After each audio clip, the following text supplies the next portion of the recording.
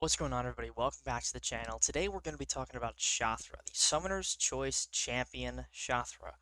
We voted for her, and now she's in the game, so let's take a look at the abilities, see what the kit has going on. So, before you ask any questions in the comments, does she need to be awakened? No, she doesn't need to be awakened, really at all. It's a very nice signature ability to have, but it is almost unnecessary in most pieces of content. You're only going to really notice it in I think Battlegrounds because she starts with the Vengeance charges in Battlegrounds, and then in questing content where you've won a couple of fights with her. So the SIG is essentially just a regeneration passive per Vengeance charge, and it is of base health, not missing health. So it's going to be going up to, I think, 5% at SIG 200. I could be wrong there, but I believe it's 5% at SIG 200. And you can stack up to 3 Vengeance charges. So that's a 15% regen. I could be wrong there, but I'm pretty sure it's 5% at SIG 200. And yeah, 15% regen is very nice, especially in longer quests, like Act 9 content and stuff like that, where you want to have that sustainability. She has some level of sustain with that signature ability regen. Additionally, whenever a buff on the opponent expires naturally, she has a 50% chance to inflict a personal vulnerability. This is fine. This is not this world-ending thing if you don't have it. It's nice because you can just automatically inflict some of your vulnerabilities, but at the end of the day, it doesn't really matter. And then she doesn't lose charges when she's defeated with the SIG, but she would otherwise. So it's nice to have. Doesn't really matter. So like I mentioned, she starts with these 2 Vengeance charges in Battlegrounds and Duels. She can have a max of 3 persistent Vengeance charges, and she gains an additional one when fighting a Cosmic or Spider-Verse hero. When defeating them, she gains an additional one, so instead of getting 1 from that fight, she would get 2. Each Vengeance charge grants her a small bit of attack rating, but that does scale up once you get to 3, and having 2 to start in Battlegrounds is very nice to get the ball rolling with some damage. So Shathra's whole ability is these astral wasps and these eggs. So essentially you place these eggs on the opponent, and then during your special attacks, these eggs hatch into wasps, and the opponent takes energy damage per level of special per 10 wasps. So when Shathra activates a special attack, all eggs hatch into indefinite astral wasps maxing out at 500. Lots of tongue-twisting words in this ability kit. And like I said, the opponent takes 76 energy damage every second per 10 wasp, but that is per level of special. So this is actually 150 energy damage for a special 2. So ideally you want to be using special 2s to hatch all of your eggs into the wasps. So yeah, as a defender, you can tap block and remove the wasps, but it doesn't really matter. She's not really a defender, so it's just kind of a neat little Easter egg. So here's the big part of the kit: sacrifice for your queen. Shathra has the ability to kill her own wasps. For every 15 wasps killed, their bodies dissolve into vulnerability passives that stack up to 35. And these stack up quite a bit. I mean, it's essentially 100 vulnerability at a 7-star rank 2 level, and it stacks up to 35. So 100 times 35, 3500 at max stack, and it's very easy to get high, if not max stack, on these vulnerabilities at one time. Charging her heavy attack kills 180 wasps per second to power steal 35% of a bar of power from the opponent, granting 425% of the power to Shathra if this ability builds up over 6 seconds. So after 6 seconds it gets going to its max capacity. The power steal is removed when Shathra releases her heavy, runs out of wasps, or reaches 3 bars of power, or when the opponent has no power. So she has this really strong power steal ability that is further enhanced with Mystic Dispersion. You notice here that she doesn't gain the full potency of Mystic Dispersion, but each rank in it increases the power gain um, potency up to 500%. So it's 15% per rank. It takes the 425 up to 500 if you run 5 out of 5. And I recommend you run at least 3 out of 5, 4 out of 5 for Shathra, 5 out of 5 being ideal, to get the max benefit of that power steal.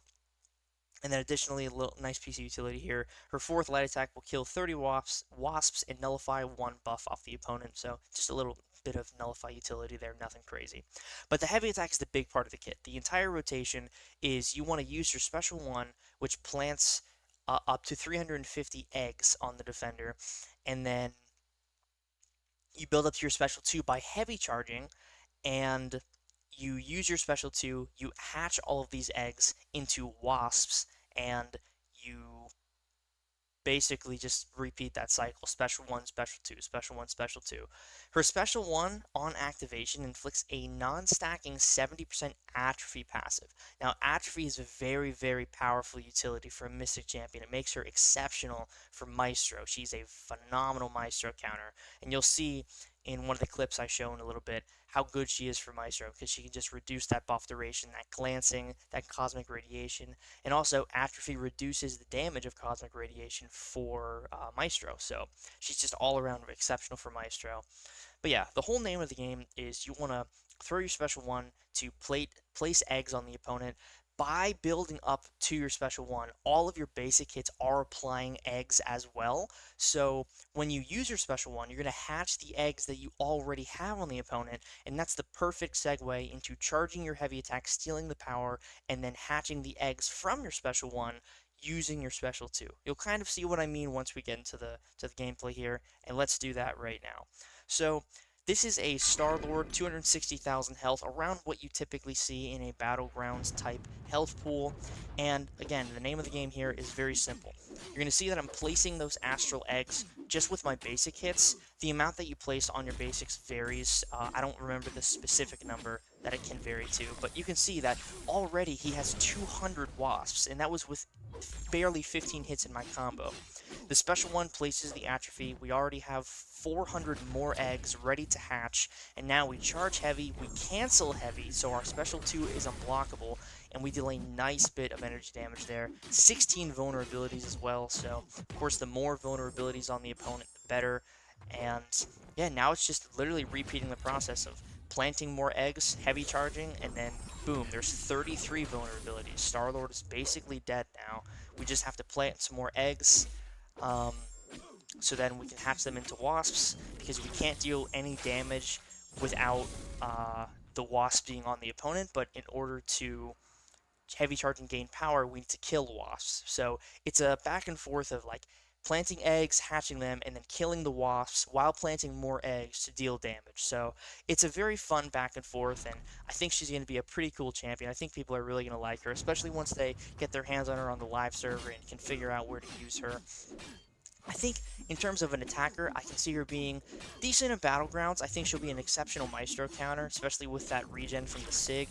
And just starting with the 2 Vengeance charges in Battlegrounds is going to increase her damage even more. So technically this is less damage than she should be dealing.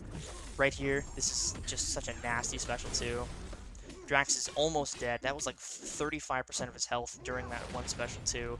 And now we just heavy charge again. We kill more wasps, and then boom, there's Drax gone. 270,000 health in 31 seconds. Yeah, very, very solid stuff. She feels very good, super strong in short form content. I wouldn't want to use her in content much higher than like Eternity of Pain stuff, and even then I'd think she would struggle a little bit. I do not see her being super useful in Everest content. Could you use her at like a 7-star rank 3 level? Sure, I think she'd be fine at that, but I don't think a 6-star rank 5 or like a 7-star rank 2 without either some boosts or any additional rank would really be showing any prowess in Everest type content. But short form and like medium form content, right below that million health threshold, I think she will excel there. So I wanted to show off some of her utility here. This is a Serpent duel, so do not think this is a Battlegrounds match, this is just a duel. And I just used my special one to place the Atrophy. Now the Atrophy, one thing I forgot to mention earlier is that it is refreshed on any special activation. So I don't have to just keep throwing my special one. I can throw my special 2, and boom, the Atrophy refreshes itself. Now why is Atrophy good for Serpent? Well, did you see how short his death immunity was? Let's watch that one more time. His death immunity triggers on this special 2 here. He's taking a nice burst of damage, and look, it's there, it's gone before, like right after my special ends, his death immunity is gone. So it goes from being almost 9 seconds to being basically like 3 seconds. So I don't know how well she'll do for a battleground serpent, but I feel like in general, in like maybe questing content, potentially battlegrounds as well, she will be a decent serpent counter. But what I know for a fact is that she will be great for Maestro. Maestro is very annoying defender, always has been, always will be. And you can see that that atrophy passive is reducing the duration. Look at that glancing. Look how fast it's expiring. And all we need to do to keep that atrophy up is use more special attacks. So if I was going to heavy charge there, I cut the clip short because he was going to die. Um, if I heavy charge there and I use my special too, the atrophy is going to refresh. So you're basically always having that atrophy up, reducing the buff duration. She's kind of like a mix of Mojo and I don't know, she's like an enhancement or an evolution of Mojo because she has that buff reduction, which is what makes Mojo so strong. But there's also like a little bit of Kindred in there, like taking damage during the opponent's special with all of her energy damage. It's not degen, so it's not technically as good as what Kindred's damage source is, but being energy damage and placing those vulnerabilities, she still can put up some decent numbers. So yeah, I like Shathra. I really do think she will be valuable going forward. I don't know what her impact will be in terms of the Mystic class, 6 months from now.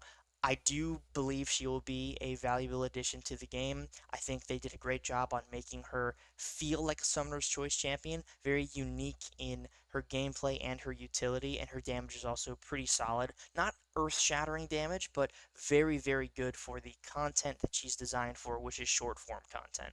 So, yeah, if you guys have any thoughts on Shathra, please let me know in the comments down below.